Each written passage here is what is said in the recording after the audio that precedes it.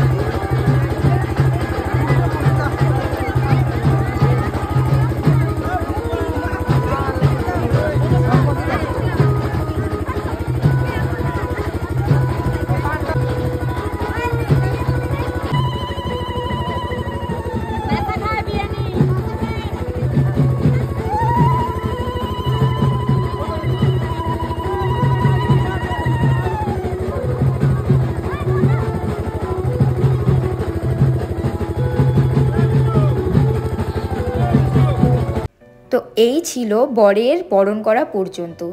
এরপর একটা মজার ব্যাপার জানো, আমাদের সবাইকে নিয়ে একটা জায়গায় বসানো হয়েছিল, যেহেতু আমরা কন্যাযাত্রী ছিলাম, এবং সেখানে নিয়ে গিয়ে আমাদের টিফিন আর খাওয়া দাওয়ার ব্যবস্থা করা হয়। এদিকে আমাদের টিফিন করতে করতে অর্ধেক বিয়ে কমপ্লিট হয়ে গিয়েছিল, আর বাকি অর্ধেক বিয়েটা দেখারও আমাদের সেরকম কোনো ইন্টারেস্ট ছিল না, কারণ আমরা ছিলাম নাচতে ব্যস্ত।